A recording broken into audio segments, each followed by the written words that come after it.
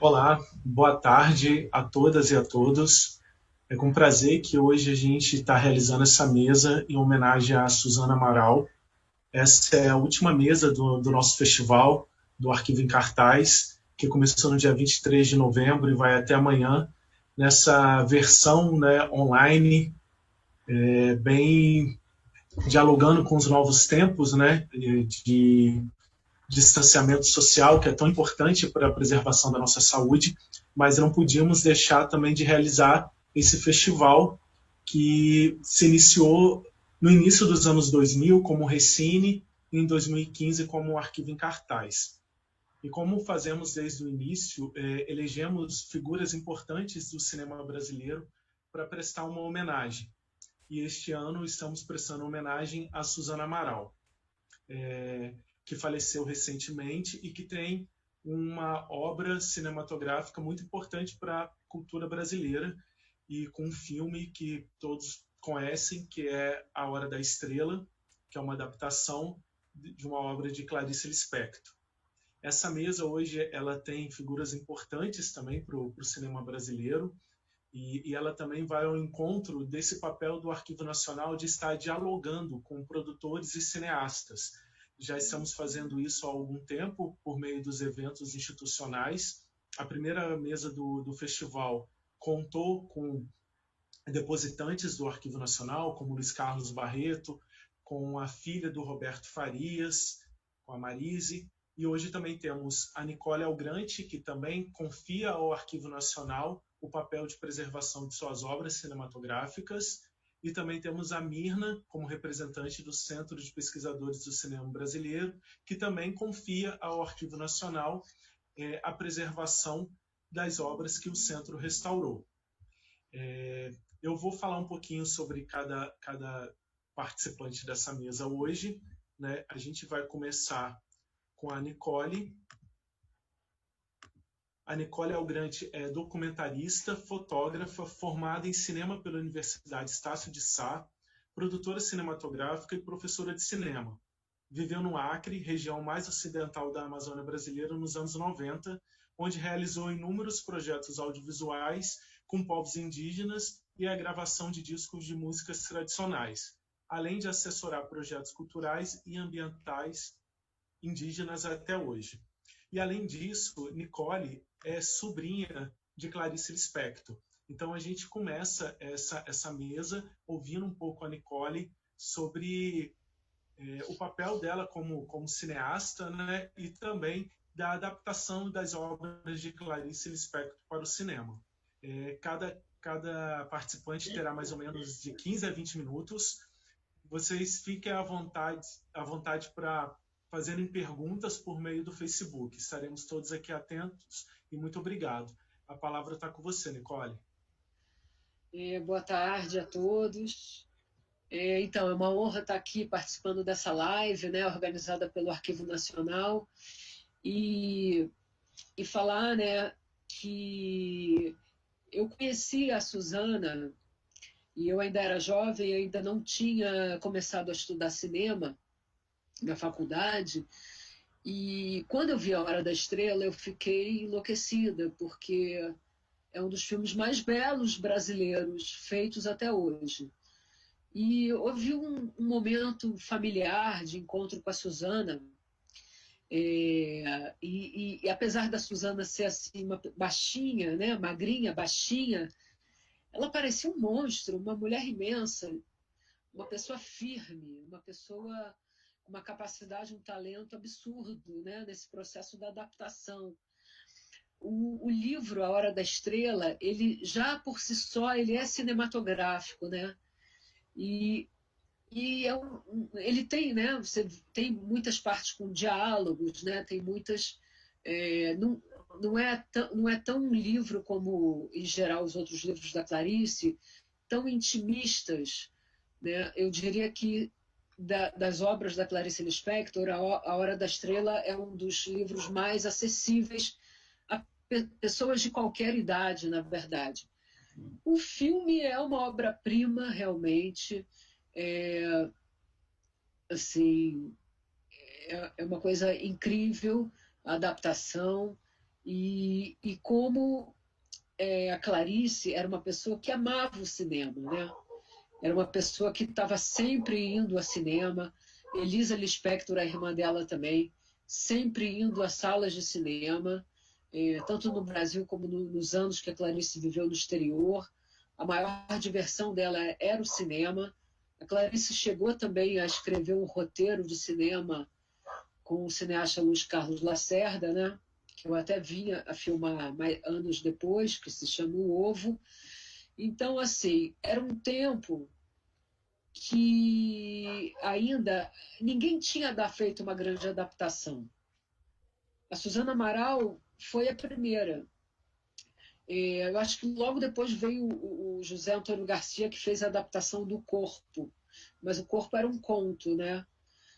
A Hora da Estrela era um romance, né? É um romance, né?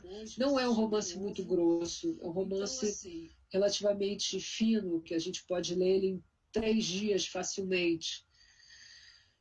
E a personagem Macabeia é uma coisa muito impressionante, porque todas nós mulheres, todas as mulheres nordestinas têm muito de Macabeia, né?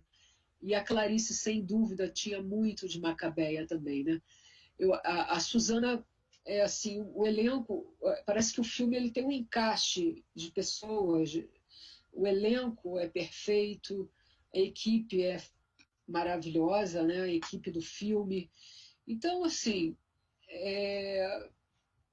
eu fiquei, é um filme que eu posso assistir a qualquer momento e me emocionar de novo. Assim, ele não tem, ele é atemporal. É um filme, eu acho que é um dos filmes brasileiros mais importantes do ponto de vista da adaptação literária, né?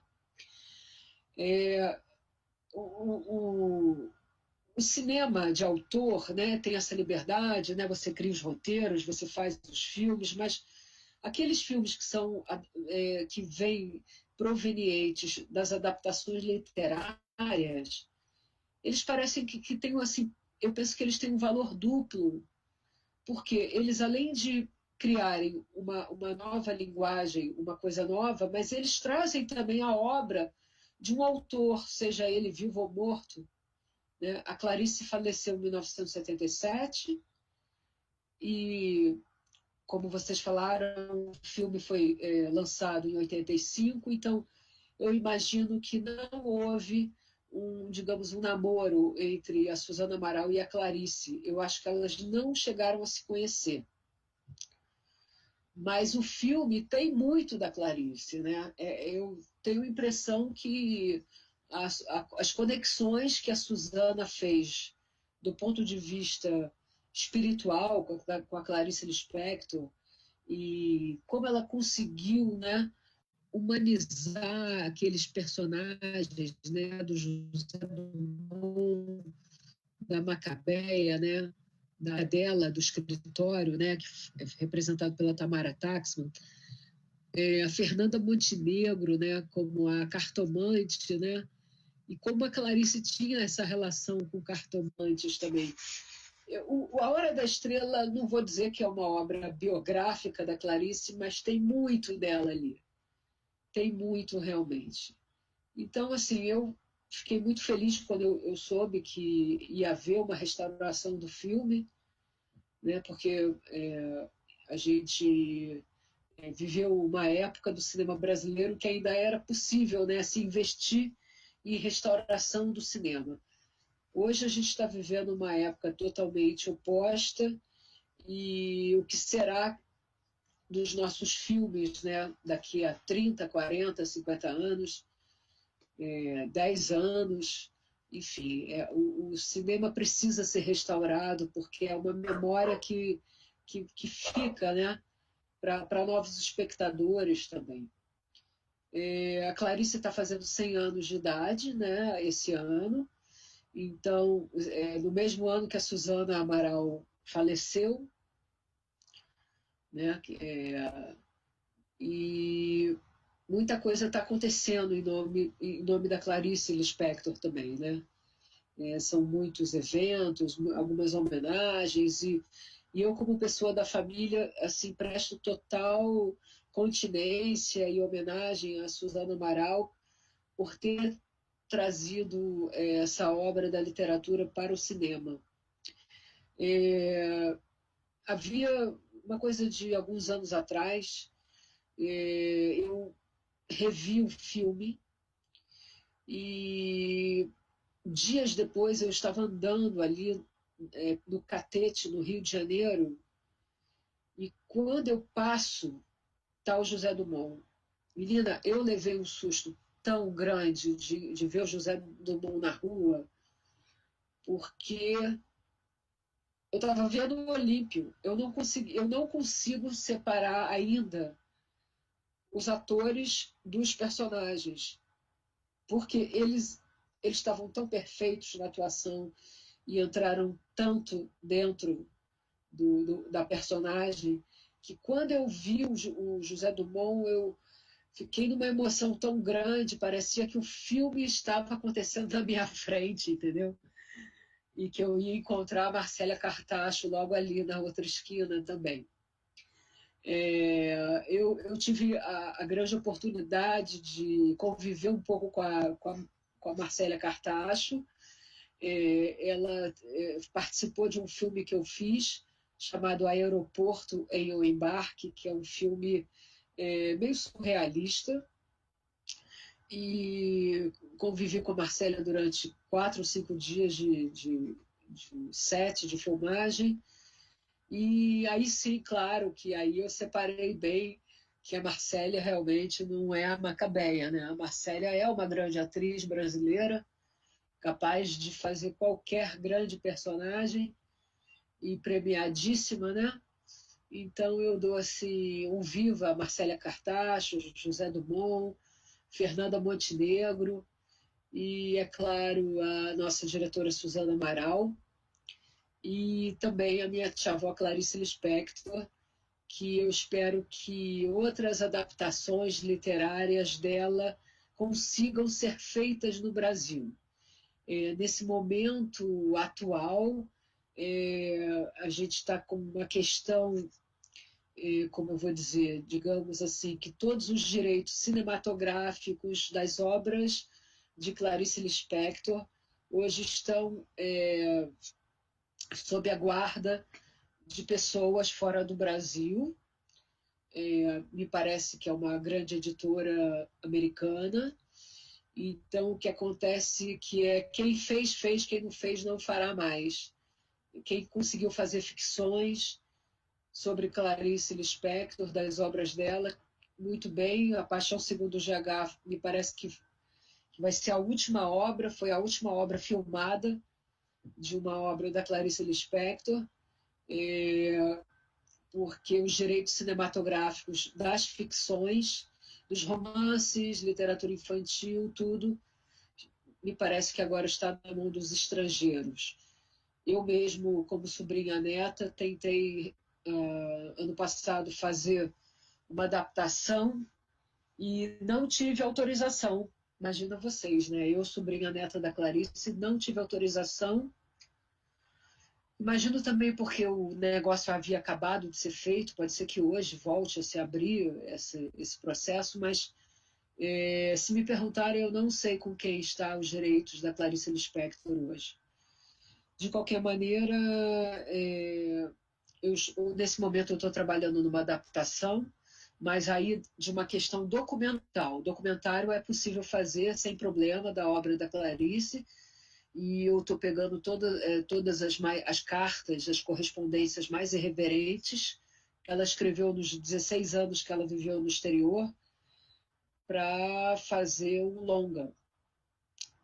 Então, assim, diante de toda a dificuldade que a gente está vivendo no cinema brasileiro, eu acredito que em 2022 a gente vai ter uma abertura maior para a cultura, do ponto de vista astrológico.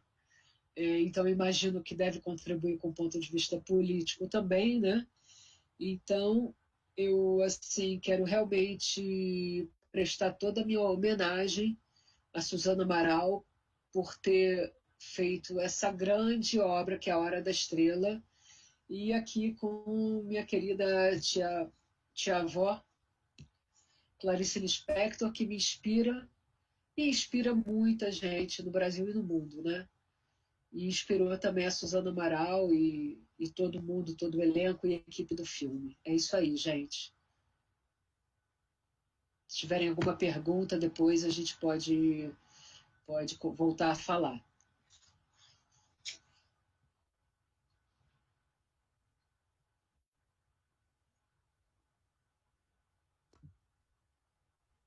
Oi, Nicole, muito obrigado e muito obrigado por trazer essas conexões tão importantes, né, entre Suzana Amaral e Clarice Lispector. Então, uma homenagem a Suzana Amaral que se estende também a esse centenário de Clarice Lispector, citando Marcélia Cartacho, Fernanda Montenegro e também mulheres tão importantes para a nossa cultura. E agora a gente tem a oportunidade de ouvir a Mirna Brandão, que há tantos anos também milita, né, nessa área para a preservação de obras audiovisuais. Então, a homenagem a Suzana Amaral, essa pequena, grande mulher, né, se estendendo para tantas outras figuras importantes, né, da nossa cultura.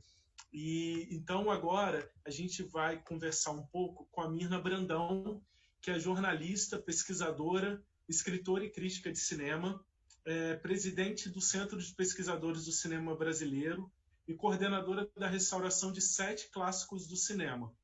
É diretora cultural da Associação Brasileira de Recursos Humanos e editora dos sites do Centro de Pesquisadores do Cinema Brasileiro e do Memória do Cinema. Eu acho que eu falei certo. Se eu não falei, pode me corrigir, Mirna. E, além disso, né, é nossa companheira na Associação Brasileira de Preservação Audiovisual e uma grande incentivadora. Assim, eu fico muito feliz de estar nessa mesa com a Mirna, que ela sempre teve um carinho muito grande por mim. Assim, então, eu fico feliz por ter contato com pessoas tão importantes por meio do trabalho que a gente realiza no Arquivo Nacional. Mirna, a palavra está com você. Muito obrigado. Boa tarde a todos, boa tarde a todas. Obrigada pela presença, né? Boa tarde, mesa, né? Meus queridos amigos Antônio Laurindo e o Mauro, né? Que eu tenho o prazer, né? De, pelo menos virtualmente, estar com eles, né? Saudade grande de vocês. Nicole, né, que eu já não via há bastante tempo, desde o relançamento, né, da Hora da Estrela. Eu quero agradecer muito esse convite para estar aqui hoje, né, nessa mesa tão importante, e parabenizar o Arquivo Nacional, né, por esse evento, o Arquivo em Cartaz, né, que é realizado anualmente, como o Laurindo disse, sucedeu ao Recine, né? E nessa mesa, né, preservando, né, o legado dessas duas mulheres extraordinárias, que é a Clarice Lispector e a Suzana Amaral, e também por toda a preservação fílmica que essa entidade realiza, né? Eu já falei várias vezes, eu sou uma admiradora, né, do trabalho, né, que o Arquivo Nacional desenvolve, né? E é sempre uma alegria estar aqui. Estou muito honrada, né, e agradeço muito o convite. Bom, a questão queria dar assim, uma rápida palavra sobre o CPCB. É uma entidade sem fins lucrativos, né, muito antiga, ela foi idealizada em 1969, né, ainda informalmente pelo Paulo Emílio Salles Gomes, numa reunião que ficou assim, meio folclórica no centro, né? Porque estava o Paulo Emílio, estava o Alex Vianney, estava o Cosme Alves Neto, e eles idealizaram de lá, né? Durante um certo tempo, houve muitos encontros e mostras e festivais, e finalmente, em 1978, o CPCB foi criado, né, no Festival de Brasília, né, com o objetivo de apoiar e estimular a pesquisa cinematográfica, né, o que tem feito ao longo de todos esses anos, e também, né, a preservação fílmica.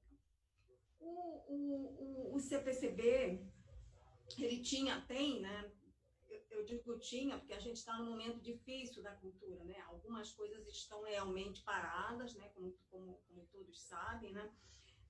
como o Carlos, né, meu companheiro de vida, que infelizmente não está mais aqui, que era também do CPCB, dizia: o cinema é uma arte estratégica, os filmes são espelhos onde a gente pode se rever, né, e rever o caminho da nossa história, da nossa cultura. Então, a colonização cultural, né, quando a cultura é desmontada, como está acontecendo, né, é terrível, né? A gente torce, né, espera, né, que a gente consiga sair, né, para tempos melhores.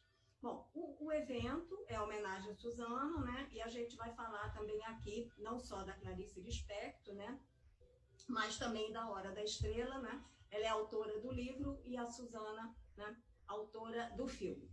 Bom, como é que, assim, o CPCB soube, né, que o filme Hora da Estrela, essa obra importantíssima, que eu acho que é obra-prima tanto na literatura da Clarice quanto na filmografia da Suzana, né, estava precisando ser restaurado. A gente tinha restaurado O Homem que Virou Suco, que é uma produção da Raiz, né, da mesma forma que ela produziu A Hora da Estrela, né? E soubemos pela Assunção que o filme A Hora da Estrela estava se perdendo, né? Aquilo, assim, foi a gente que trabalha com cinema, além da preservação, que é crítica de cinema, foi assim um susto enorme. Mas como A Hora da Estrela está se perdendo, né? Não pode. Na verdade, nenhum filme pode ser perdido, né? Independentemente vamos dizer assim, do valor artístico que ele tenha, né? Ele é sempre um lance de memória, de história, né? De resgate. Então, A Hora da Estrela, além de tudo, né? Ela tinha inúmeros fatores, né? Para não ser perdido. Nessa ocasião, né, o Carlos estava muito em contato, ele estava tentando colocar o CPCB na FIAF, né, que acabou conseguindo, mas foi um processo de 4 anos, né, até onde eu sei, só tem 4 entidades, que é a Cinemateca Brasileira, a Cinemateca do MAM, o Arquivo Nacional e o CPCB, só que o CPCB numa modalidade completamente diferente, porque é uma entidade sem fins lucrativos, não recebe recursos e tal, mas ele integrou o grupo. Isso tem sido assim excelente para a gente, né? Esse ano a gente participou do congresso da FIAF com o conselho e a diretoria, com a Marília Franco, o João Luiz Vieira, a Suzane Straub-Stex, e a gente se baseava muito nos critérios da FIAF para a escolha dos filmes, como é uma sugestão da própria FIAF. E aí, gente, A Hora da Estrela reunia todos, né? Era um filme importantíssimo na cinematografia brasileira, era a adaptação de uma obra importante, de uma escritora extremamente importante, como a Clarice, era premiadíssimo. A gente fala, né, a Marcela Cartacho ganhou o Urso lá, né? Isso aí é assim, né? Imensamente, uma notícia imensamente feliz, mas o filme ganhou muitos outros prêmios, né? Em Brasília, no ano, ele ganhou todos, não vou repetir aqui, porque ele ganhou todos, filme, direção, protagonista, coadjuvante, edição, fotografia, então é muito. Além disso, né, ele ganhou o Coral em Havana, ele ganhou o Aveiros em Portugal, ele ganhou um prêmio importantíssimo no Festival de Créteil na França. Então, né, além disso, era um sucesso de crítica, né? Eu me lembro que na minha pesquisa eu li uma crítica de um jornalista do Washington Post, e ele fala, né, elogia demais, né, a Marcela Cartacho, e ele diz o seguinte: a Macabeia, né, que é considerada a personagem mais comovente do cinema brasileiro, ela não tinha brilho no olhar, né? O olhar dela era completamente opaco, né? Por tudo aquilo, né? Quem viu o filme sabe, né? Sabe como era a situação da Macabeia. Aí ele disse: eu fiquei extremamente impressionado como a Marcela, né? Uma garota naquela ocasião, ela conseguiu transmitir tão bem isso, né? Aquele olhar, né? Sem brilho nenhum, né? Aquele olhar assim, né? Extremamente opaco. Então, bom, tendo em vista isso, então vamos correr para tentar restaurar, né, A Hora da Estrela. Aí entramos com incentivo, né? Fazendo um parêntese aqui, gente, restauração é um processo muito difícil. Quem já restaurou o filme, né, Mauro, Thaís sabe, Laurindo, é muito complicado porque não existe ainda uma legislação específica para restauração, né? A gente, e a restauração é uma coisa muito do filme. O Francisco Moreira, que restaurou, né, era outro gênio, né, aí na área de cinema, no caso dele, ele era editor, né, e também restaurador, né? Ele dizia, a gente não pode, quando a gente falava para ele assim, Chico, a gente precisa dizer qual é o prazo da restauração para botar no projeto. Ele ficava desesperado, mas não dá para fazer prazo, gente, como que só quando eu começar a restaurar o filme que eu vou ver o estado que ele está. Chico, mas tem que botar, porque senão o projeto não anda, a gente sabe como é a burocracia. Aí ele dizia um prazo lá, né, na maior parte das vezes ele conseguiu cumprir, às vezes não conseguiu, porque o filme, né, assim, ele chegava já para restaurar num estado assim muito ruim. E na medida em que o Chico começava a restaurar, né, com a colaboração do Mauro, o Mauro foi sempre um assessor, eram muito amigos, um assessor muito presente, né, ali, é que ele via, né, o quanto ele precisava mais de tempo, né, para restaurar aquele filme. Bom, e aí a gente chega, né, além da falta de legislação, além do prazo, a questão do custo, né? O custo também era outro problema muito sério. Por quê? Porque quando era feito orçamento, né, a gente leva um tempo para conseguir um incentivo, né? As empresas só patrocinavam se o projeto fosse incentivado, e leva um tempo grande também para o patrocínio, né? O patrocínio a gente mandava para 20 empresas e recebia aquela carta linda, seu projeto é muito bonito, é maravilhoso, mas nossos recursos estão comprometidos e tal, e acabou que todos eles foram patrocinados pela Petrobras. Só que a Petrobras, né, e a gente é gratíssimo por isso, ela tinha um teto no que ela chamou depois, quando a gente entrou com o primeiro filme, Ó Vidas Navegantes, não existia ainda a rubrica, né, preservação.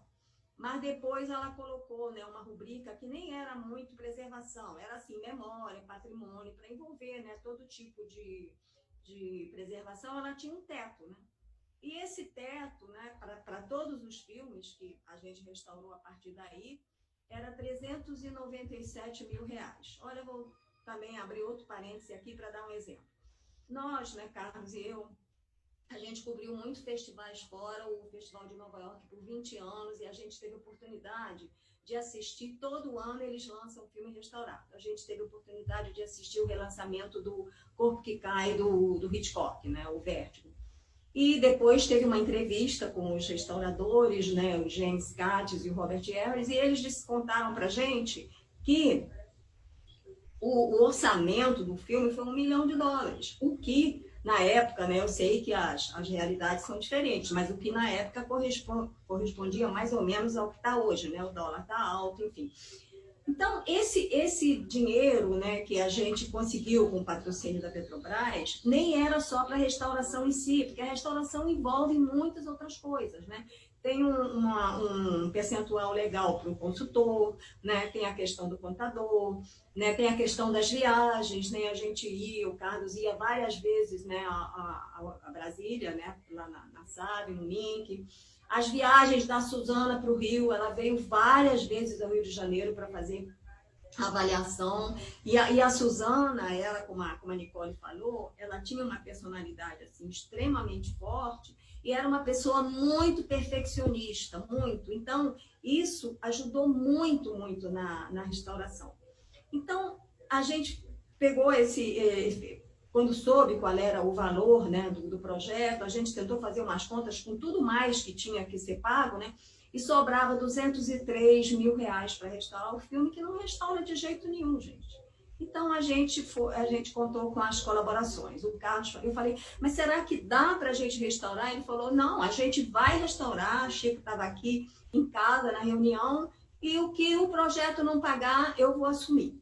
Além da parte dele, né, a gente teve uma colaboração enorme do Chico. Chico, várias vezes, em vários filmes, abriu mão de qualquer coisa que ele tivesse que ganhar para o filme ser restaurado. A Labocine deu uma ajuda imensa, né, por influência do Chico e também da saudosa Silvia Rabelo, não dando dinheiro para o CPCB, mas deixando de cobrar, né, alguns serviços, né, o que ajudou também demais. E teve uma parte afetiva também, né, da minha irmã, que ela não tem nada a ver com CPCB, com preservação, com nada, ela é advogada, né, a praia dela é outra, mas afetivamente ela assumiu toda a parte relacionada com a burocracia, porque envolve muitos relatórios, né? Envolve todo um acompanhamento contábil, um acompanhamento junto ao consultor. Então, aí a gente partiu, né, para finalmente fazer a restauração. Bom, o Mauro vai falar, né, na fala dele da restauração, a parte técnica, que realmente não é uma coisa que eu entenda, mas a gente acompanhou muito de perto, né, não só através do contato, né, presente sempre com o Chico e com a Suzana, né, mas também com as avaliações, né, que eram feitas, né, a cada 1 mês e meio, 2 meses, tem que apresentar um relatório do projeto e fazer uma avaliação, né? O que deixava também o Chico nervosíssimo. Ele falava, gente, não mudou nada de 2 meses para cá, eu estou trabalhando. Restauração é uma coisa artesanal, né? Não é uma coisa que a gente faça, mas enfim, mas ele acabava concordando, né, e fazia. Ele tinha o sonho de escrever um livro sobre, que a gente ia participar junto, sobre as restaurações do CPCB, né? Que foram 7, né? O Avisos Navegantes, Menino de Engenho, O Homem que Durou o Sul, País Sem Saruê, A Hora da Estrela e o Rico Ria à Toa. Mas, infelizmente, né, não deu tempo, né? Chico foi antes, e o Carlos deixou esse livro escrito. Eu ainda não tive, sinceramente, condições até assim, emocionais, né? Eu estou muito tocada ainda para pegar esse material, né? Fazer uma revisão e tal, e editar, porque eu acho que vai ser muito bom, porque independentemente de contar, né, toda a história dos filmes e das restaurações, vai ser muito, muito bom também, porque conta muita coisa que aconteceu, né, durante esse período com todos esses filmes, né? Mauro está muito a par disso. Mauro foi um colaborador assim sempre muito presente, né? E é bom, né, que ele tenha sido no sentido de que ele possa falar, né, por essa parte da restauração. Até, Mauro, quando eu tiver condições de colocar esse livro, né, em termos de ser publicado, né, essa parte técnica, inclusive, que eu já dei uma olhada rápida, está lá, certamente o Chico deve ter mandado para o Carlos, eu vou até passar, né, para você fazer, né, toda a história legal, né, como isso aconteceu.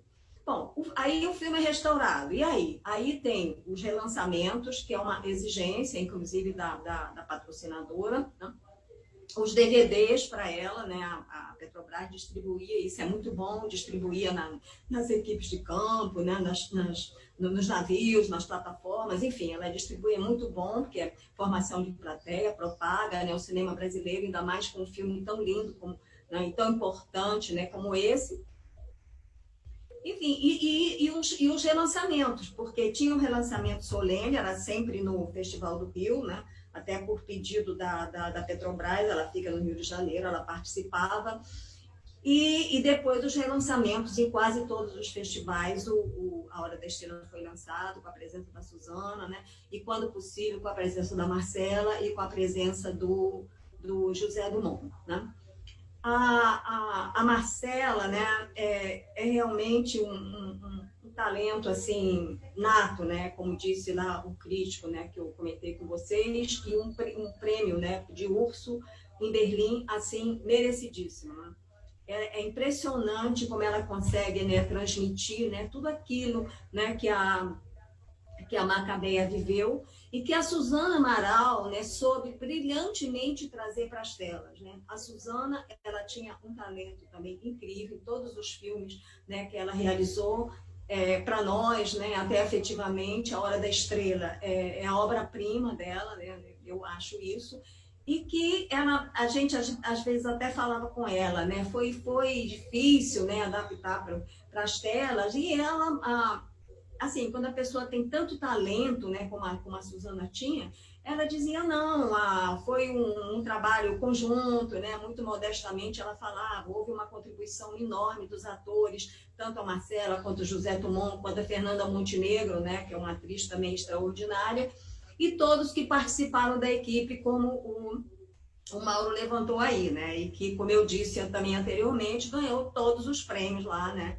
No Festival de Brasília, onde ele foi relançado, né? Quando ele foi produzido pela Raiz. Então, gente, é isso que eu tinha que colocar. Eu estou aqui à disposição depois nos debates para a gente conversar mais, se for o caso. E antes de passar para o Mauro, o Chico gostava... O Chico é Francisco Moreira, né? O nosso querido restaurador. Ele gostava muito de fazer um antes e depois da restauração. Então, ele sempre fazia, né, aquele DVD que mostrava as cenas do filme como estava e depois como o filme ficou, né? E ele até falava para a gente, né, filme colorido, como é o caso da Hora da Estrela, inclusive, é muito difícil. Em homenagem a ele, né, a gente deixa esse DVD de 2 minutos na capa do site do CPCB. Nós temos de todos os filmes que o Chico fez, mas esse aí, né, como foi o último e é tão emblemático, né, ele está na capa. E a gente vai ver agora esse DVD e logo a seguir o Mauro vai entrar falando da restauração do filme. Muito obrigada.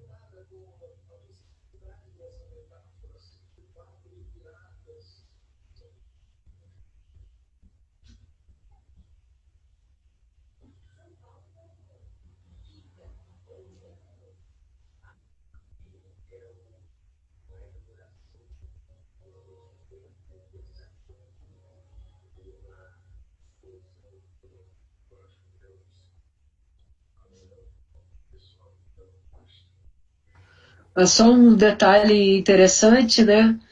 A Hora da Estrela, que está no YouTube, a obra da Estrela já restaurada, está hoje com 245.700 e tantas visualizações. Bastante coisa, né? 245 mil visualizações, a Hora da Estrela, só no YouTube, da restauração para cá. Quer dizer, muita gente tem interesse nesse filme, né? Muita gente. Acho que eu não consegui ouvir, mas eu gostaria de agradecer a Mirna, desejar também vida longa ao CPCB, que a gente bem sabe que muitos filmes ainda precisam ser restaurados, e esse papel importantíssimo que o centro teve e certamente continuará tendo de identificar obras do nosso cinema que precisam ser restauradas e que precisam voltar, né, para o público. Agora eu vou passar a palavra para o nosso colega do Arquivo Nacional, que é o Mauro Domingues. O Mauro Domingues é arquivista, com experiência no Centro Técnico Audiovisual, o CTAV, e no Arquivo Nacional. realizou estágio no Laboratório de Restauração da Filmoteca da Universidade Nacional Autônoma do México, é membro da Associação Brasileira de Preservação Audiovisual e da diretoria do Centro de Pesquisadores do Cinema Brasileiro. O Mauro também, com quem a gente, né, aprende bastante sobre o cinema, sobre restauração, além de estar nessa mesa, ele também foi um dos instrutores da nossa oficina de documentos audiovisuais esse ano. Então, agradecer, Mauro, por toda a colaboração que você sempre tem dado aos festivais de cinema do Arquivo Nacional. A palavra está com você agora. Boa tarde. Eu queria agradecer o convite do festival. Oi, tô? Eu queria agradecer o convite do festival, né? Agradecer o Antônio, a curadoria, toda a equipe, parabenizá-los pelo festival. Acho que mais uma edição do Arquivo em Cartaz é fundamental para nós continuarmos discutindo essa questão da preservação da imagem, de preservação de imagens, uso de imagens de arquivo, principalmente nesse momento tão difícil que a gente está vivendo, né? Espera aí, acho que deu algum problema.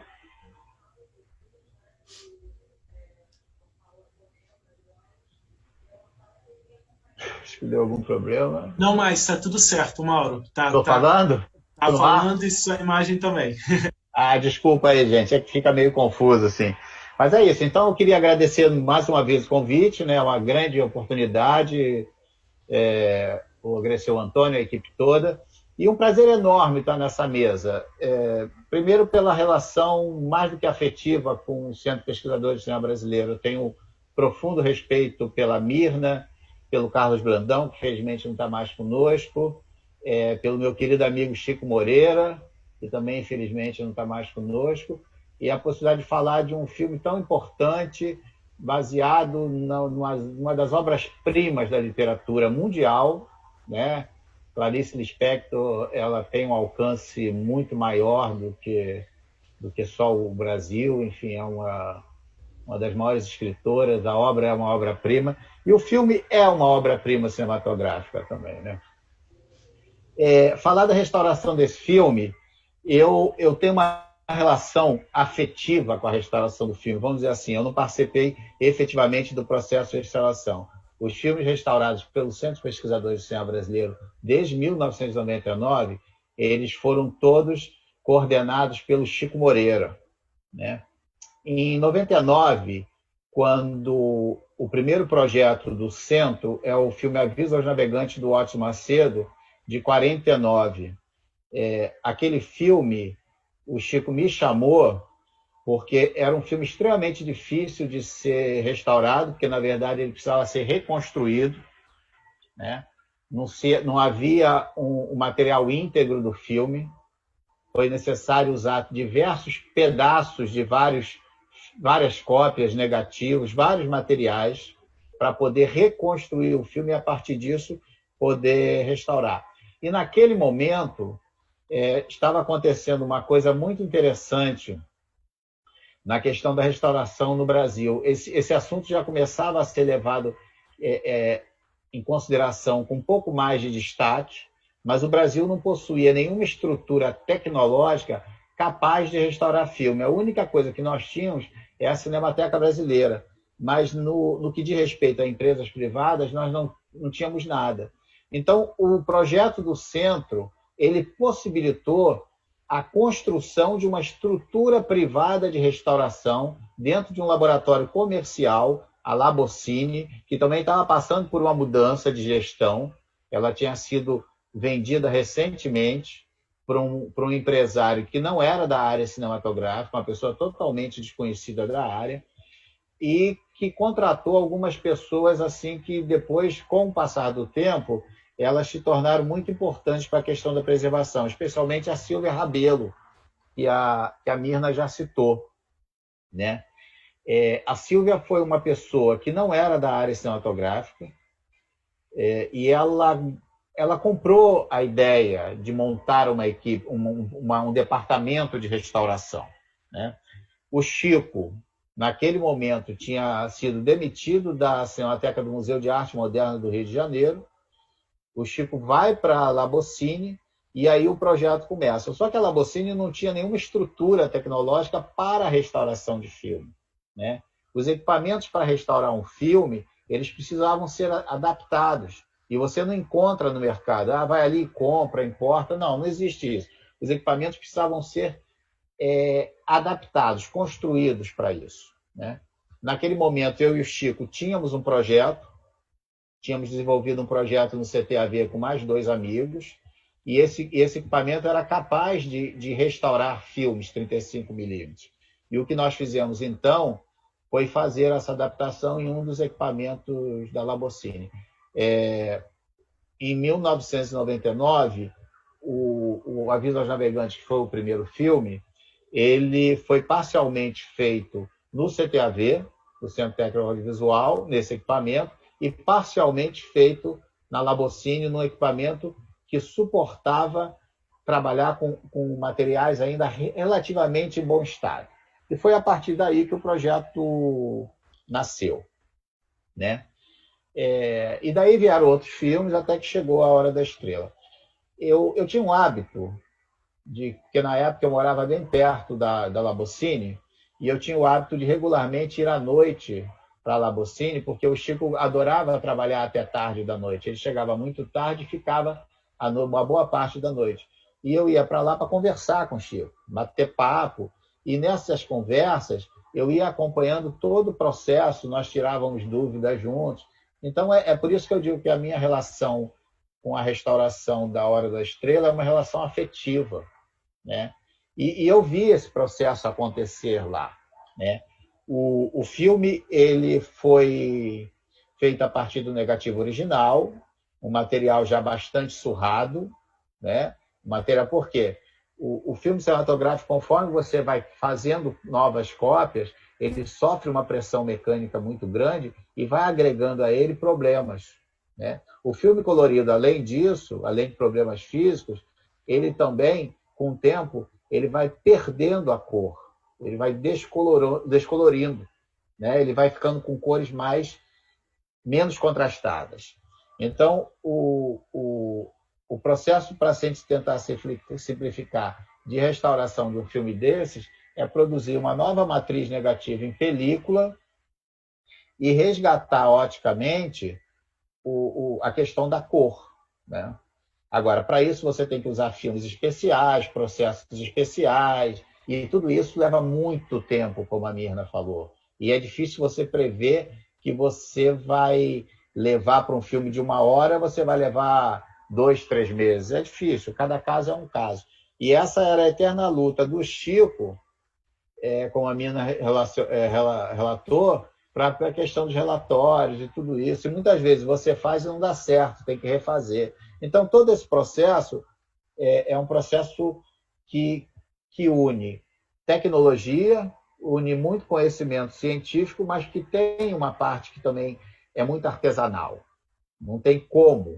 Você tem que construir equipamentos, você tem que mexer em processos químicos dentro de um laboratório, muito difícil, num laboratório comercial, que trabalha dentro de padrões, você convencer os responsáveis pela área de processamento que os processos químicos têm que ser diferenciados. Então, tudo isso leva um tempo muito grande, um tempo de convencimento, né? Um tempo de teste, um tempo de acerto, de erro, até que o material consiga ser produzido, vamos dizer assim, né? Então, o processo é mais ou menos esse. Agora, o que eu queria ressaltar, além do trabalho extraordinário que o Chico fez, a parceria com a Labocine, com a Silvia Rabelo, com o Wilson Borges, que era o dono, Ronaldo Câmara, é porque sem essas pessoas esse projeto não daria certo. É o que a Mirna falou. Às vezes se fazia conta de chegada para que o custo coubesse dentro do orçamento. Não era o contrário, não tinha que arrumar mais dinheiro. Às vezes você fazia conta de chegada para que aquele dinheiro fosse suficiente para fazer. Então, em vários desses projetos, a Labocine deixou de ganhar ou ganhou menos, o Chico deixou de ganhar em vários, mas tudo em prol de recuperar o filme. Eu acho que esse é uma das coisas assim que caracteriza esse projeto do Centro Pesquisadores do Cinema Brasileiro. O projeto é muito interessante. O Centro é uma instituição sem fins lucrativos que não tem direito algum sobre a propriedade desses filmes. Então, o Centro sempre propôs aos produtores a restauração dos filmes sem nenhum, vamos dizer, sem nenhum interesse comercial, nada disso. O interesse era apenas recuperar os filmes, restaurar os filmes, porque os filmes corriam o risco de se perder, né? Então, isso eu acho que já torna o projeto um projeto ímpar. Depois, esse projeto ele vai proporcionar ao cinema brasileiro a primeira estrutura tecnológica especialmente dedicada à restauração dentro de uma empresa privada. Se nós contarmos quantos filmes foram restaurados e se utilizaram dessa estrutura depois da implantação em 99, né, o mais emblemático de todo é o acervo do Nelson Pereira dos Santos, que o Chico ainda fez dentro da Labocine. Todo nesses equipamentos que foram adaptados. Toda a obra do Nelson Pereira dos Santos ela foi duplicada com geração de novas matrizes cinematográficas em película, né, dentro dessa estrutura tecnológica. Então, o projeto do Centro ele é ímpar sob vários aspectos e muito importante, né? Você não tem nada semelhante no Brasil. E o quanto esse projeto proporcionou não só em termos de quantos filmes foram possíveis de serem restaurados, proporcionou em termos de conhecimento e formação de mão de obra. A partir dessas experiências, desses trabalhos, profissionais foram se formando, né? Então, isso tudo é muito importante dentro do projeto. E hoje a gente vê, o filme completa 35 anos esse ano. O filme foi a finalização dele acontece em 85. Então, são 35 anos de um filme. E se nós pensarmos que 35 anos é muito pouco para um filme chegar à necessidade de restaurar, é uma coisa assim que parece um pouco estranha, mas é uma coisa muito comum ao Brasil, né? O Brasil, durante muitos anos, pouco tratou dos seus acervos. Nós tivemos um período assim de ouro, em parte dos anos 90 até a segunda década dos anos 2000, né? Quer dizer, então, até 2010, 2012, a gente tem um boom da preservação audiovisual no Brasil, com o fortalecimento da Cinemateca, com a formação de mão de obra muito grande, né? A gente volta e meia ouve uma história que é assim, o problema não é só falta de condições, não. O Brasil não tem gente que possa restaurar filme. Não, tem sim. O Brasil tem mão de obra especializada, né? Uma das coisas que eu mais me orgulho é que a minha geração contribuiu com isso de uma maneira muito grande, né? Então, todos esses trabalhos que foram feitos, inclusive do Centro, possibilitou a formação de mão de obra. E, nesse momento, o que falta é trabalho, né? Vide a crise da Cinemateca Brasileira, que colocou mais de 40 profissionais na rua, e profissionais altamente capacitados. Parece que agora a coisa está começando a se mexer, né? Então, de 2012 para cá, a gente vem vivendo crise atrás de crise e que transformaram a área de preservação audiovisual numa área hoje com pouca saída, né? As estruturas tecnológicas privadas não existem mais. O Brasil hoje não dispõe mais de nenhum laboratório que consiga trabalhar com película, ou seja, o sistema físico-químico, né? Muito menos com restauração. Toda a estrutura que foi criada na Labocine, ela não existe mais, né? O que o Brasil tem hoje é uma estrutura que trabalha com tecnologia digital, e essa tecnologia digital não foi pensada para a restauração de filmes. Esse é um outro problema que a gente vai atravessar daqui a alguns anos. Então, é isso. Eu acho que o projeto do Centro ele reflete bem um momento muito especial do cinema brasileiro, onde você tinha editais, agências de fomento que possibilitavam isso, né? Você tinha um parque tecnológico que possibilitava isso, você tinha profissionais, e os tem até hoje, mas hoje a gente não tem como atuar de maneira significativa. Então, tudo isso que o projeto do CPCB, o projeto de restauro do Glauber Rocha, do Joaquim Pedro de Andrade, o projeto de restauro dos filmes da Cinédia, do filme Nelson Pereira dos Santos, todo esse legado, além dos filmes restaurados, é claro, a gente corre um risco muito grande de praticamente perdê-los, né? Eu acho que isso é muito, muito complicado, é muito angustiante, ainda mais no momento em que a gente vive, em que a cultura, e especialmente o cinema, vem sendo massacrado por esse governo, né?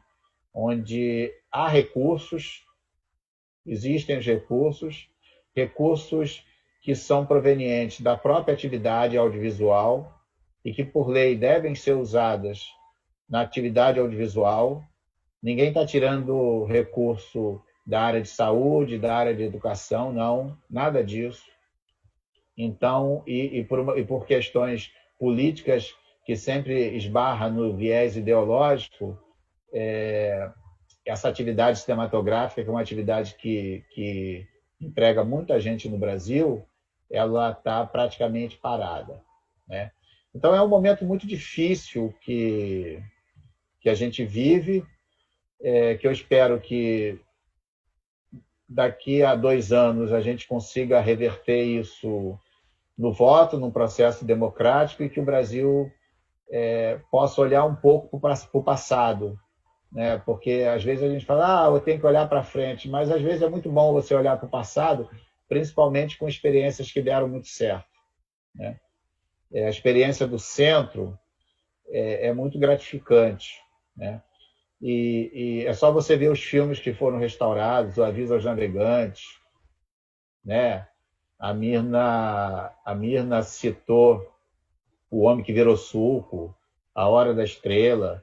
São filmes importantíssimos para a cinematografia brasileira. País de São Saruê, documentário do Vladimir Carvalho, né? Menino de Engenho, Tudo Azul. São filmes importantíssimos. E quantos outros poderiam ter continuado nesse processo, né? Mas é isso. Eu espero que a gente consiga reverter esse quadro para que novos projetos possam ser realizados. Mais uma vez, obrigado pelo privilégio de participar de uma mesa no festival que eu gosto tanto, que eu tenho um carinho especial, né? Com a Mirna, que é uma querida amiga, Nicole, que a gente já se conhece também há muitos anos, e com o Antônio Laurindo também. Muito obrigado.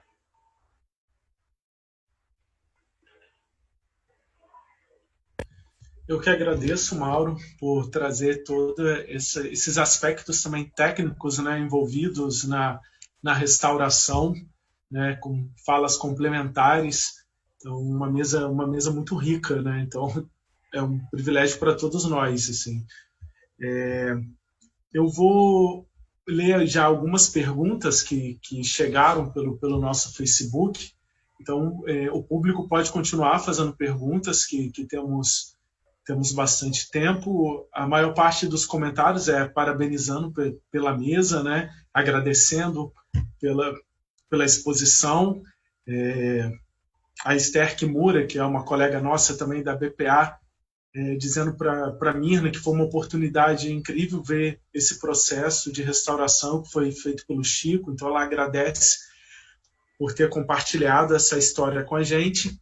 E o Eduardo Toledo, que também é um nosso amigo lá do CTAV, ele disse que a Suzana fez até um festival de cinema na cidade dele, em Guararema. E fala para o Mauro que parece que o cenário que se mostra mais possível para nós aqui no Brasil é a restauração digital, com saída para a matriz digital. Aí ele fala, você saberia dizer quem hoje no país está habilitado para esse trabalho? Posso responder, Antônio? Sim. Tá.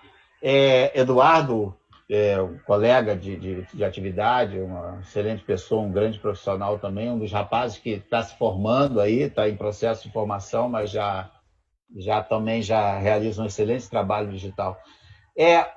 Eduardo, o que sobrou para a gente foi o processo digital no Brasil. Mas o processo digital, ele hoje é fundamental para um processo de restauro, não há dúvida disso. Só que, infelizmente, no Brasil, a gente ainda não tem uma estrutura digital capaz de, por exemplo, digitalizar um filme encolhido. Porque o filme, quando começa a se deteriorar, ele vai encolhendo. Então, o 35mm deixa de ser 35, o 16 deixa de ser 16, e daí a necessidade de adaptação. Então, hoje, a Cinemateca Brasileira tem um equipamento capaz de fazer isso, né? Os equipamentos que estão disponíveis no mercado, ele tem uma limitação do encolhimento, então isso é muito perigoso, porque se você coloca um material encolhido em um equipamento padrão, por mais cuidado que o operador tenha, pode ser que ele arrebente o material, tá? Arrebente o filme. Uma outra coisa, são necessárias algumas técnicas que os scanners privados das empresas privadas no Brasil não têm, como um sistema que a gente chama de janela molhada ou wet gate, onde o filme ele é digitalizado, submerso em um solvente químico. Tá? Isso faz com que você consiga resolver diversos problemas físicos do material, como riscos. Né? Todos os filmes do Centro, todos os projetos de restauração do Centro Pesquisadores Brasileiro, eles foram feitos com essa técnica. Então, os nossos scanners não têm isso. Né? E a outra questão quais são os formatos de arquivo que nós vamos guardar. Porque eu acho que foi a Nicole que falou, o filme está na internet, né? Está no YouTube. Possivelmente você vai ver A Hora da Estrela no YouTube, mas ele, na verdade, é um representante da obra. E com o cinema, um dos conceitos mais importantes é que você tem que buscar com a restauração, seja ela físico-química ou digital, se aproximar chegar mais próximo do original. Então, isso é muito importante, manter esse conceito. E a outra questão que eu acho que é um grande problema no Brasil é que um projeto de restauração ele precisa de curadoria. Né? Porque foi o que a Mirna falou. A Suzana Amaral, ela ia assistir os filmes, o material que ia sendo restaurado, pelo menos uma vez por mês. E eu tenho certeza que ela devia ser extremamente dura, né? A perfeição. Você tem o Edgar Moura, que é um excelente fotógrafo. Então, tudo isso é muito importante. E isso se chama curadoria. Né? Então, eu acho que hoje a saída é o digital, mas o Brasil não possui a estrutura tecnológica de digital com os requisitos necessários para uma restauração e a confecção de uma matriz digital. Mas eu acho que é o caminho. Espero ter respondido, Antônio. Não, eu acho que sim, e fundamental também o que você falou, né, Mauro, que a gente sabe que muito conteúdo audiovisual tem sido colocado, né, no YouTube, nas redes sociais, mas muitas vezes numa baixa qualidade, e essa difusão, que é importantíssima, não substitui o valor e o papel dos arquivos e das cinematecas, né, que é isso que a gente tem batalhado durante tanto tempo, né, que restaurar, preservar, vai muito além da disponibilização na internet e muitas vezes não levando em conta os direitos envolvidos, né, nessas obras, e a qualquer momento essas obras podem ser retiradas também do ar.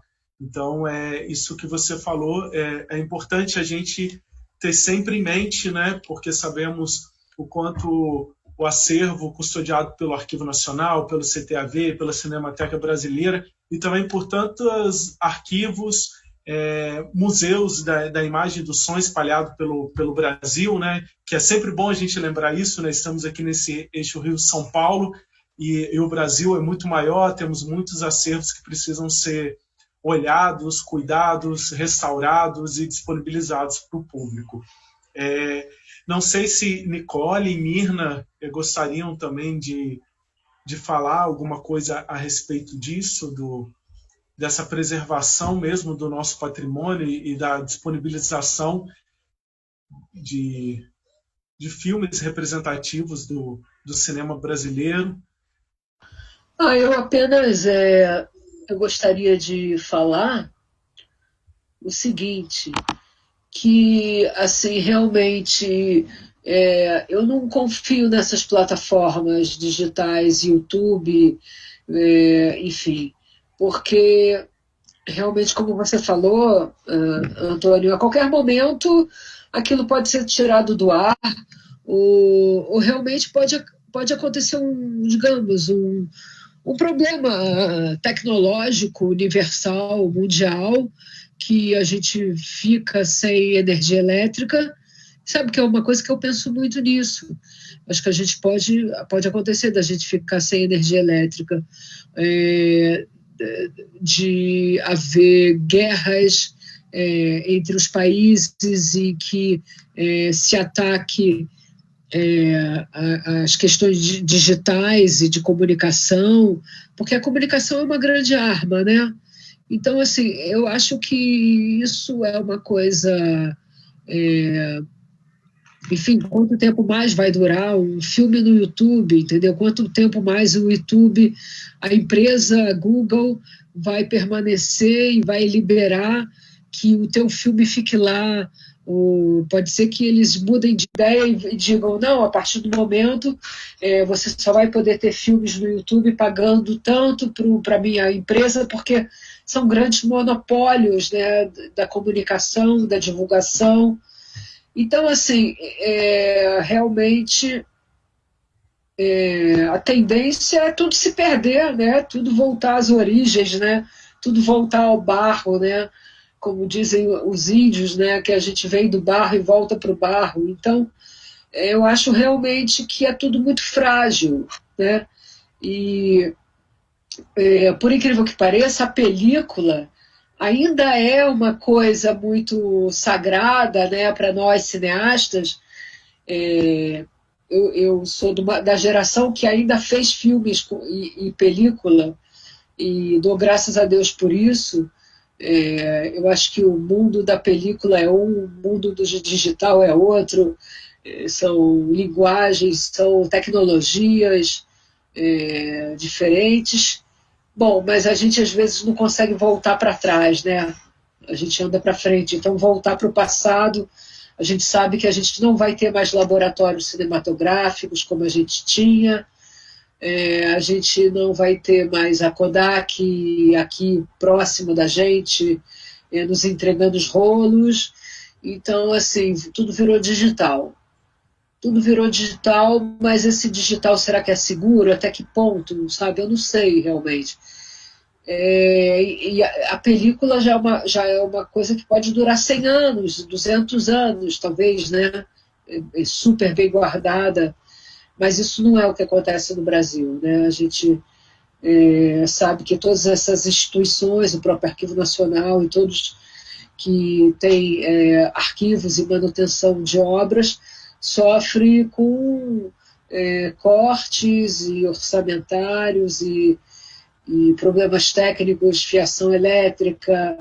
Sabe, eu fico muito preocupada com a Cinemateca Brasileira, assim, com o risco que ela tem de pegar fogo a qualquer momento, né? A gente sabe disso, né? Então, assim, eu acho que tudo bem, passar para digital faz parte, atual, desse momento, mas Que bom se nós pudéssemos ter as nossas instituições fortalecidas para também manter os negativos e as cópias, né? Porque eu acho que seria realmente bem mais seguro daqui a 100 anos as pessoas terem acesso. Inclusive, se a tecnologia andar para frente, como a gente está vendo, pode ser que daqui a 30, 40 anos o YouTube tenha uma qualidade tão fraca ou tão ruim que as pessoas no futuro não vão ter acesso e não vão ter prazer porque a gente vai virar antigo, entendeu? Até essa tecnologia atual, moderna, das redes sociais vai virar uma coisa antiga daqui a um tempo, né? Só um sentimento assim que eu tive. Agora, enquanto isso, a literatura se mantém, né? Então a literatura está aí, graças a Deus, e os livros estão aí, e reeditar livros realmente é muito mais fácil do que editar filmes e relançar filmes e restaurar filmes. É só isso que eu queria falar um pouco. E, pessoal, eu peço até desculpas que eu fico desviando o olhar, porque eu estou olhando para o Facebook, aí ao mesmo tempo, assim, tem chegado pergunta, olha minha pergunta lá no Facebook, pelo WhatsApp, aí eu olho no Facebook, não tem a pergunta, então, assim, coloquem a pergunta lá que eu vou fazer, aí por isso que às vezes eu estou meio que desviando o olhar para tentar encontrar as perguntas das pessoas aqui. Obrigado, Nicole, por isso que você falou. Aí eu queria até ouvir um pouco a opinião da Mirna, porque a gente sabe que cinema também é experiência de recepção, né? A gente sabe que o filme A Hora da Estrela ele foi feito em película e para ser exibido numa sala de cinema, né? E essas tecnologias que estão aí, elas são fundamentais, não é uma tecnologia contra a outra, né? Temos que congregar tudo isso, não estamos negando o streaming, nada disso, né? Ele está sendo fundamental, principalmente por esse momento de distanciamento social.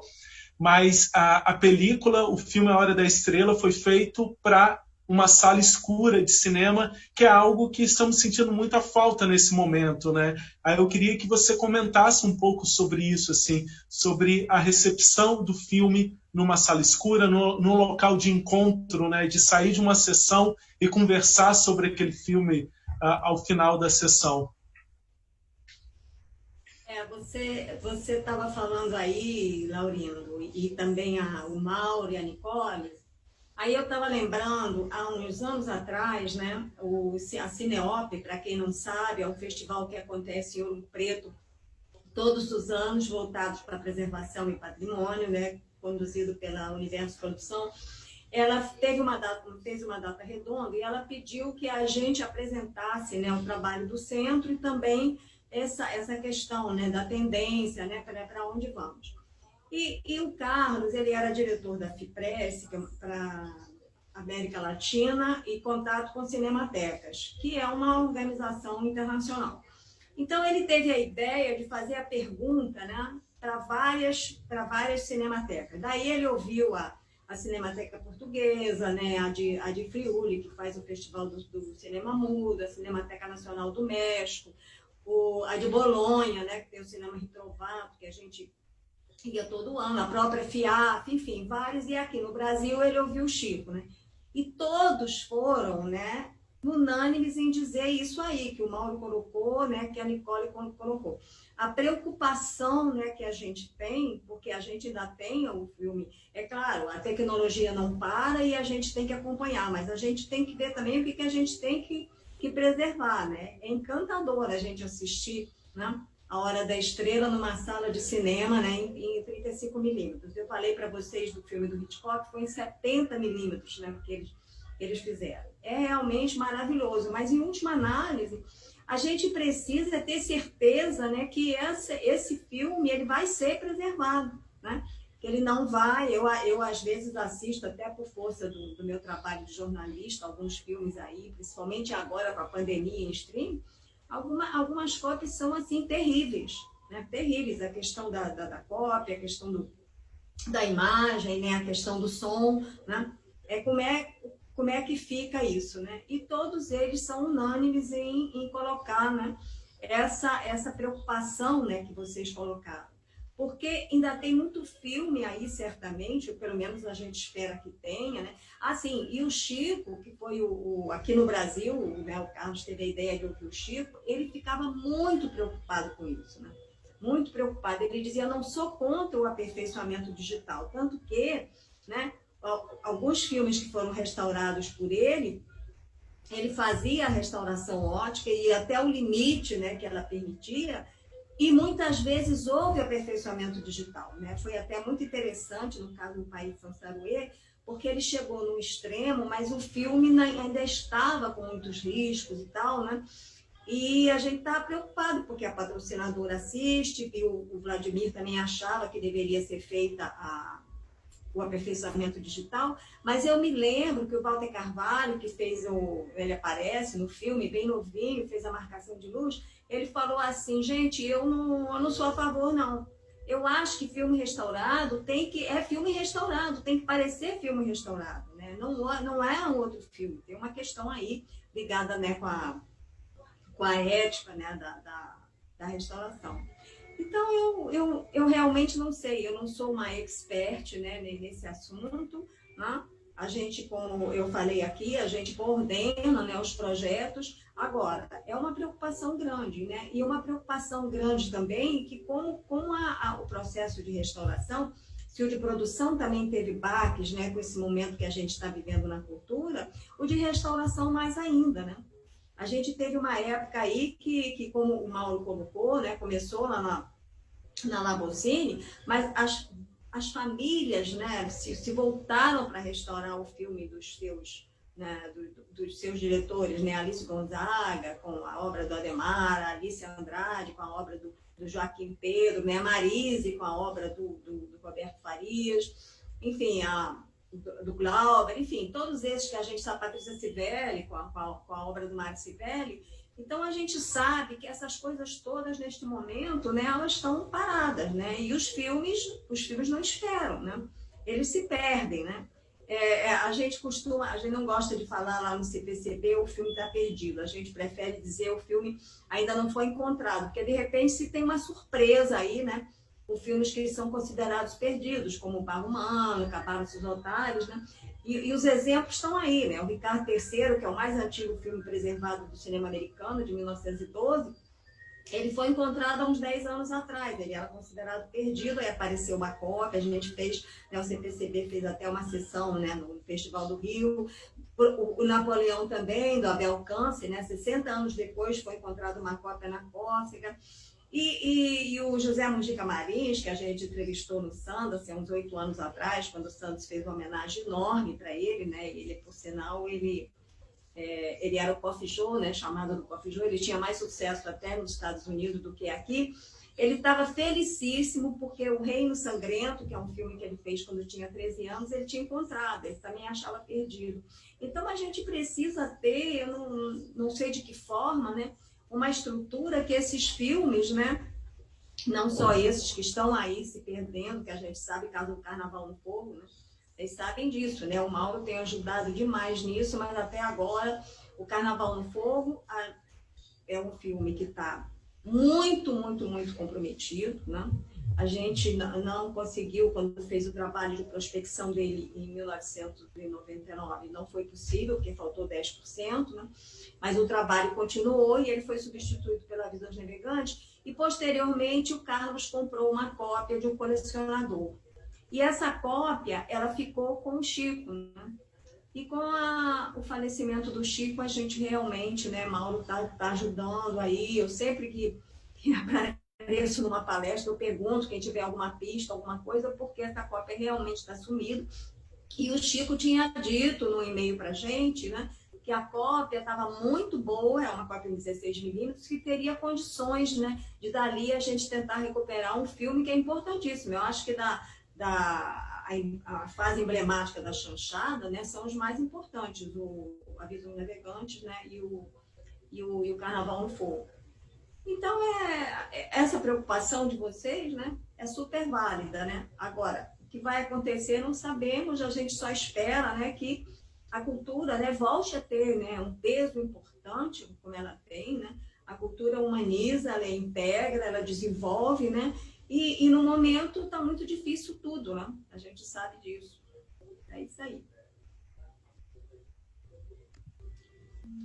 Obrigado, Mirna. A gente tem aqui também a participação da nossa amiga Patrícia Tivelli, né, falando sobre o trabalho que ela realiza, né, com o filme Um Caso de Polícia, de Carla Tivelli, que foi encontrado 40 anos depois de sua realização. Ela também parabeniza o Centro de Pesquisadores do Cinema Brasileiro, a Mirna, o Carlos, o Mauro Domingues, e chama atenção para um levantamento que o Carlos Alberto de Souza, que foi diretor da Cinemateca Brasileira e presidente da Associação Brasileira de Preservação Audiovisual, que ele diz que 60% da filmografia nacional já virou pó. Então, esses apontamentos da Patrícia, que também é uma amiga nossa da área de cinema, são bem importantes para a gente refletir. A Fátima Taranto pergunta para a Nicole qual é a relação que ela tem com a preservação dos seus filmes, dos filmes que ela já dirigiu, produziu. Como que você tem lidado com a preservação das suas obras, Nicole?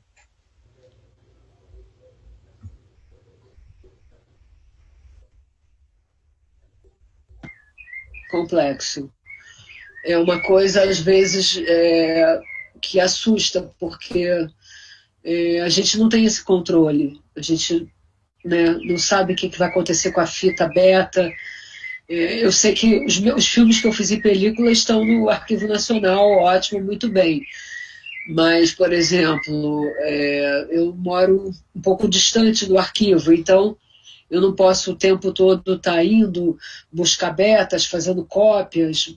Acabaram de me pedir 2 cópias de um filme, de 2 filmes meus, 2 filmes, um feito em película, outro em vídeo, aos filmes de 12 anos atrás, e eu tremi, porque eu falei, nossa, eu vou perder a oportunidade de uma venda, porque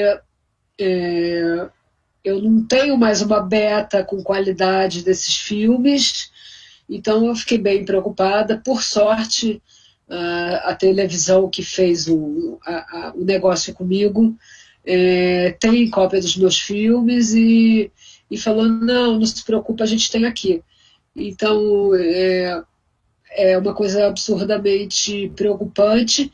Tudo que eu filmo, eu boto no meu canal no YouTube, que é o Tabocas Filmes, pequenos clipes musicais, filmes e coisas eu boto lá. As minhas fitas mini DV a fita mini DV, ela tem uma qualidade bonita na câmera que eu tinha, que era uma Panasonic 24 quadros. Essas fitas têm 10 anos, 12 anos, já nenhuma delas funciona mais.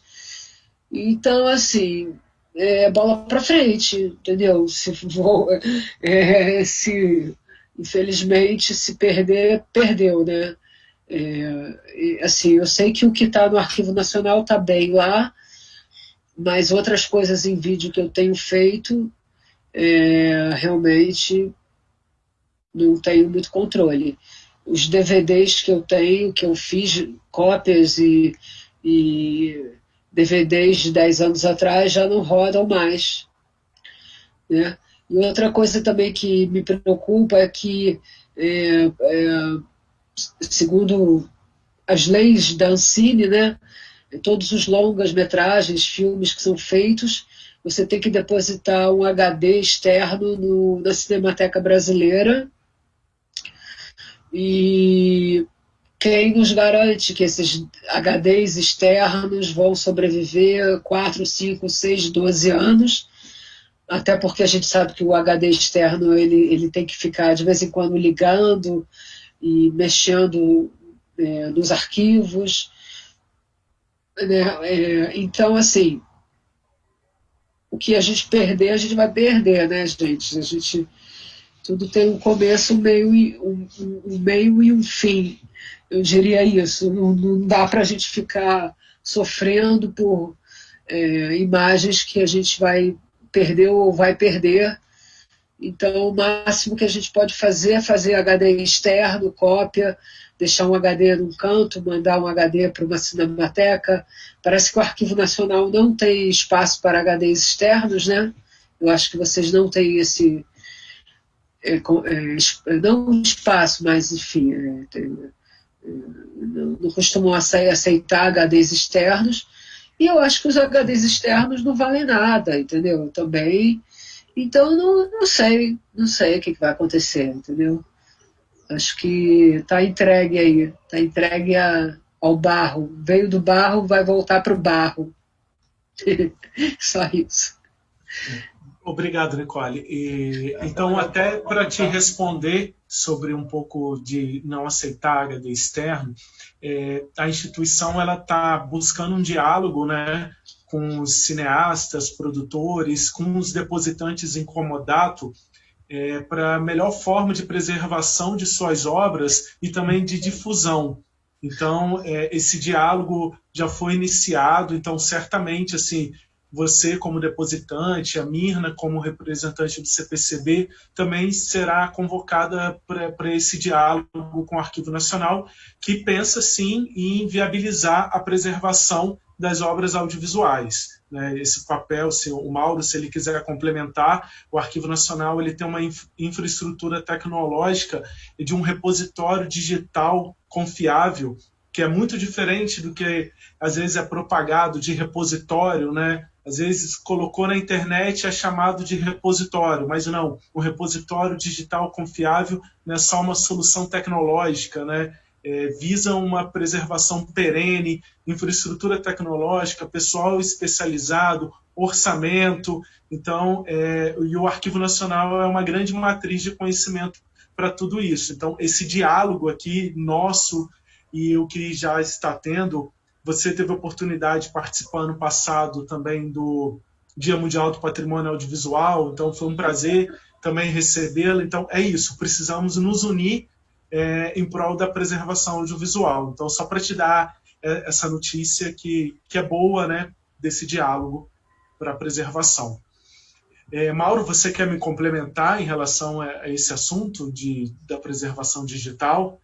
Quero. Eu queria fazer um comentário. É só a Vivian me liberar o vídeo agora. Essa mulher é poderosa, rapaz. Não, quero sim, Antônio. Até aproveitar os aspectos que a Nicole falou e também uma observação do que a Patrícia Crivelli fez sobre uma fala também do Carlos Roberto de Souza, que é um profissional também muito respeitado na área, trabalhou durante muitos anos na Cinemateca Brasileira.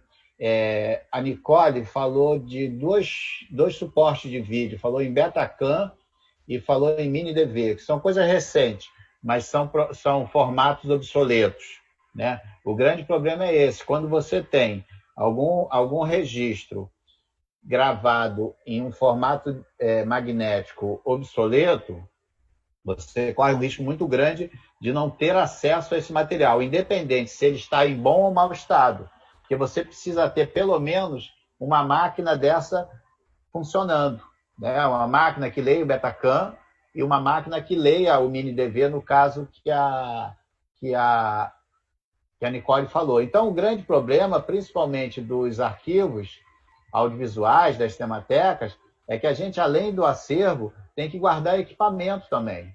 E esses equipamentos, eles sofrem, como qualquer equipamento, processos de desgaste são naturais.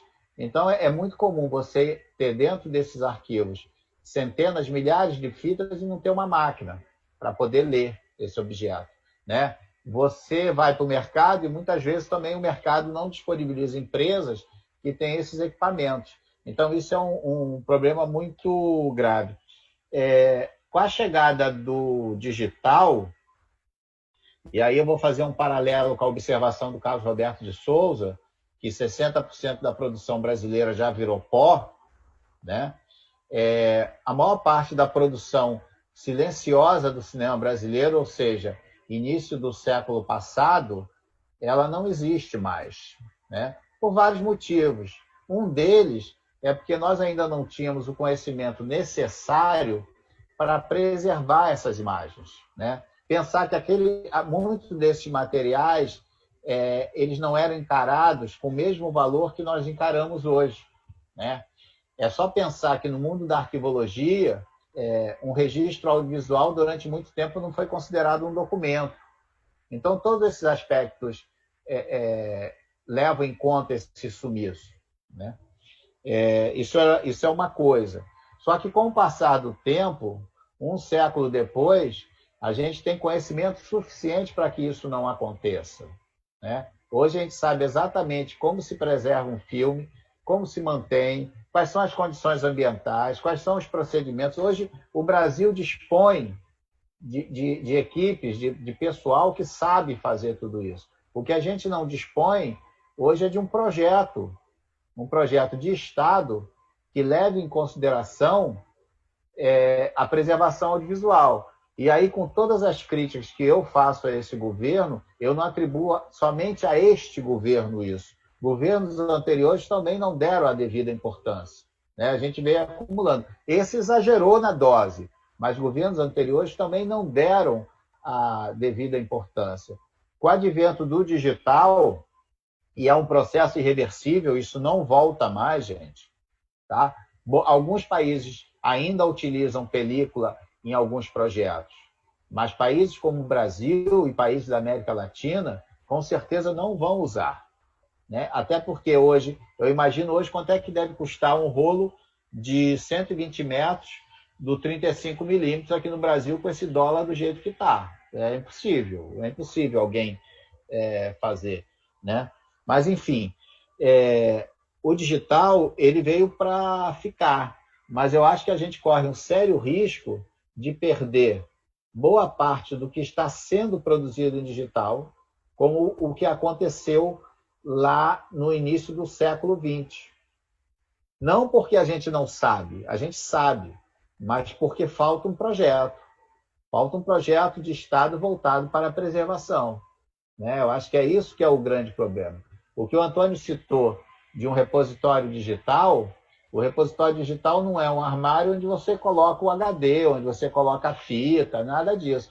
É um sistema robusto que, além de uma estrutura de tecnologia muito grande, existem normas e procedimentos que, inclusive, fazem migração automática, né? Então, os formatos de vídeos vão sendo transferidos, vão migrando.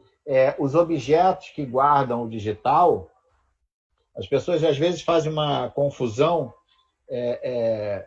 achando que o digital não precisa de um suporte para ser inserido. Não, ele precisa sim. Ele tem que estar inserido em algum suporte. Essa história de nuvem não é nada disso. Nuvem é uma estrutura de tecnologia em que o teu arquivo vai para lá. Agora, ele precisa de uma estrutura. Então, essa estrutura é um objeto.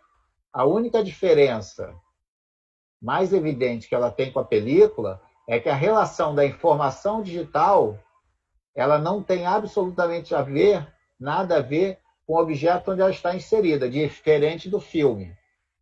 A relação da imagem impressa em uma película é uma relação muito mais carnal, vamos dizer assim, do que uma relação de um arquivo digital inserido numa fita magnética ou no HD.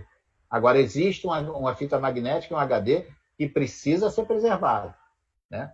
Então, são todas essas questões que a gente está preparado para isso. Eu só não sei se nós teremos as condições de manter a produção digital do audiovisual brasileiro para que daqui a 10, 20 anos a gente consiga ver o que a gente está produzindo. Um ano antes do Festival de Brasília fazer 50 anos, foi no 49º, eu fui representando o Centro em uma mesa de debates que todo ano acontece no Festival de Brasília, né? E aí nós falamos, e aquela mesa também era uma homenagem ao Chico Moreira, que tinha morrido naquele ano. E aí o Vladimir Carvalho fez um questionamento sobre a questão da preservação do digital, e eu falei para ele que quando o Festival de Brasília fizesse 50 anos, talvez fosse mais fácil exibir um filme da primeira edição do festival do que exibir um filme daquela edição que nós estávamos ali em 2016. Né? E eu continuo afirmando isso. Eu acho que daqui a 10 anos talvez seja mais fácil exibir A Hora da Estrela do que um filme feito em 2020, né, com tecnologia digital. Enfim, é isso. Muito obrigado, Mauro. Como assim uma homenagem também em torno de um filme suscita tanta discussão, né, em relação à preservação do audiovisual.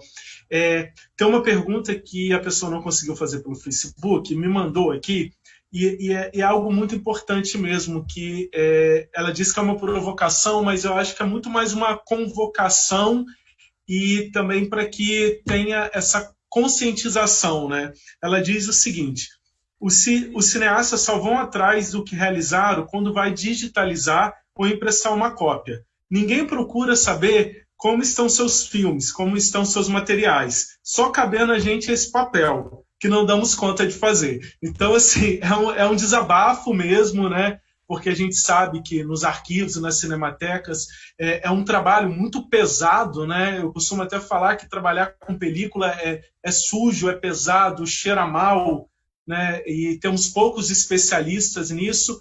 Então, é mais uma conscientização para que os produtores, os cineastas, que têm uma visibilidade muito grande, possam sempre se preocupar com a preservação de seus filmes, sendo parceiros, né, dessas instituições. Então, acho que é muito mais nesse sentido, né? O Mauro já deve até saber quem fez essa pergunta, né, Mauro? Mas ela tem toda a razão. A gente já está chegando para o final. Gostaria de... Vamos utilizar a mesma ordem, a Nicole pode dar suas palavras finais, depois a Mirna, depois o Mauro Domingues.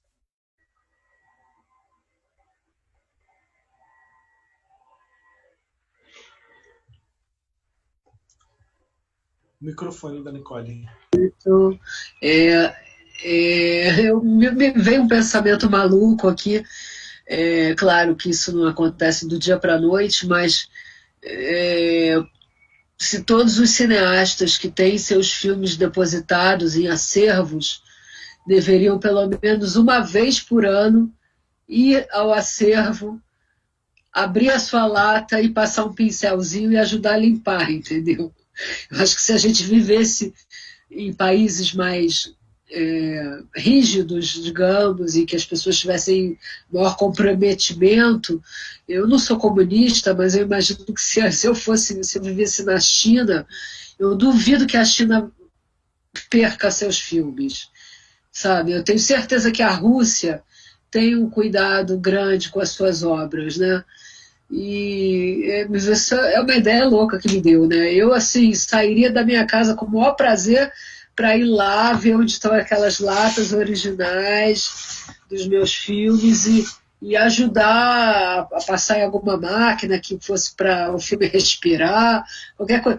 Deveria ser obrigatório isso, deveria ser obrigatório, porque senão ninguém vai, né? Ajudar vocês lá, porque realmente é um trabalho, vocês são servidores públicos, né? Mas eu acho que o filme é nosso e é uma obrigação nossa contribuir para a preservação, né? E também acho que as escolas de cinema deveriam investir nesse tema e ter matérias. Eu, durante os meus anos de faculdade de cinema, não se falou nisso, não se falou em preservação, talvez só por alto, mas não há nada não há uma formação, pelo menos não que eu conheça. Até queria perguntar ao Mauro se ele conhece onde é que se faz formação para restauradores. Só isso. Muito obrigado, Nicole. Mirna, a palavra está com você. Ai, Deus.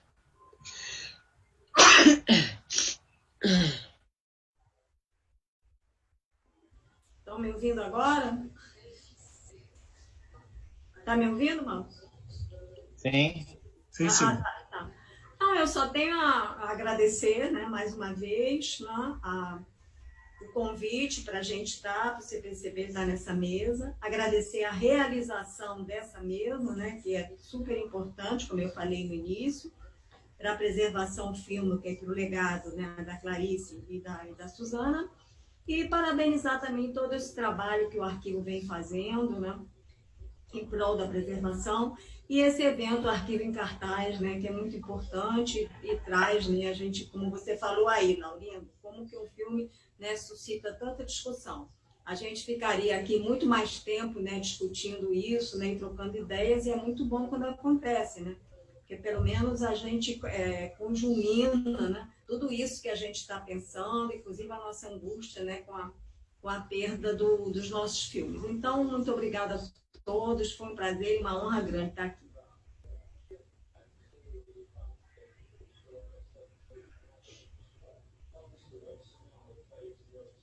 Está sem som, Antônio.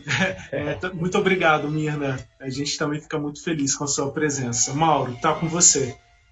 Tá. Agradecer também a oportunidade, né? Como sempre, é importantíssimo. Acho que isso o papel do Arquivo em Cartaz vai muito além de exibir filme, é isso que a gente sempre tratou como mais importante. No exibir filme, todo mundo exibe, qualquer festival. A gente quer discutir, a gente quer saber qual é o papel da imagem de arquivo, a gente quer formar gente, a gente quer discutir. Né? Então, esse festival é um festival muito importante, como a Mostra de Ouro Preto, enfim, os espaços. Eu acho que uma coisa que eu sempre falo, eu acho que todos os festivais deveriam reservar um espaço para essa discussão. Né? O Festival do Rio reserva, Brasília reserva, mas acho que todo festival. É isso, agradecer, eu acho que são questões muito importantes, como o Antônio falou, a homenagem à Suzana, vamos falar de um filme extraordinário, o quanto isso nos leva a discutir assuntos que são correlatos, mas que são fundamentais. Né? Eu queria aqui o DVD da Hora da Estrela, né? Viva Clarice, viva Suzana, viva Silvia Rabelo, viva Carlos Brandão e viva meu querido Chico Moreira. Um grande abraço.